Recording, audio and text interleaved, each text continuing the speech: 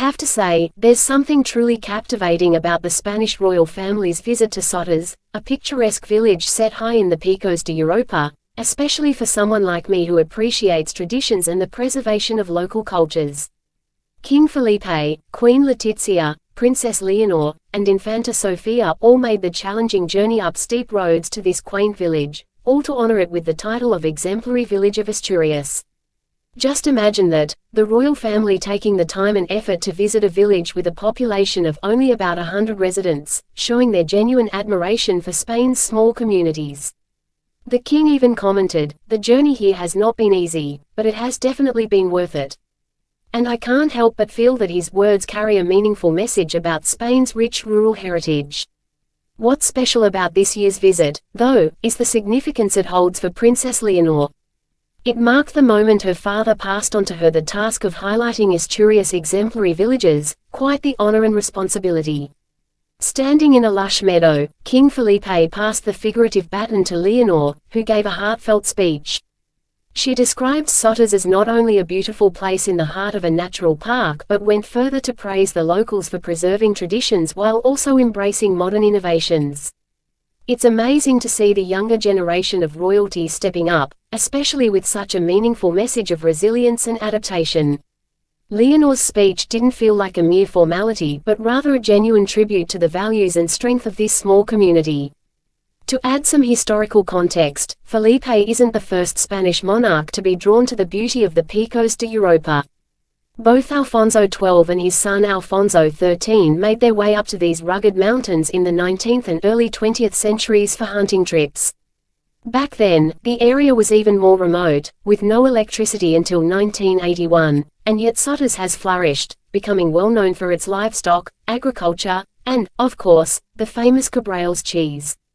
This shows the extraordinary resilience of this village, where they've not only maintained traditional practices but also embraced new opportunities for growth, such as the tourism industry.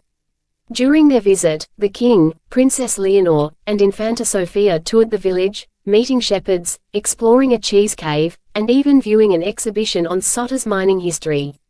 It's incredible to think about how the local livestock industry has evolved. Shepherds now use a geolocation system to track their goats and sheep in real time through a tablet.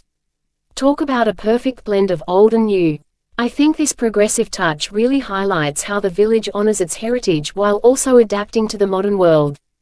Another touching moment was when the family met with local elders who shared stories about Sotres' history, including a memorable winter in 1966 when the snow was so thick that a group of mountaineers had to help the three wise men deliver gifts to the village children.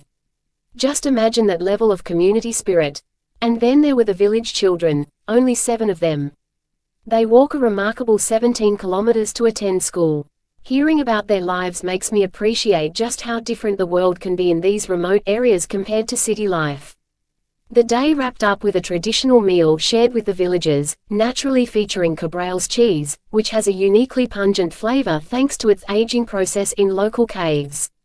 The royal family even ventured into one of these caves, experiencing firsthand the cool, damp conditions that give Cabrales cheese its distinct aroma and taste. I have to say, it's pretty special to see them diving into the heart of what makes this region unique. In my view, this visit from the royal family isn't just a ceremonial gesture, it's a genuine recognition of the hard work, tradition, and forward-thinking spirit that Sotres represents. For me, this type of visit reinforces the importance of preserving local cultures and rural communities in our ever-modernizing world. It's a reminder that places like Sotres hold values and ways of life that deserve admiration and respect, and I think this royal endorsement truly brings that message home.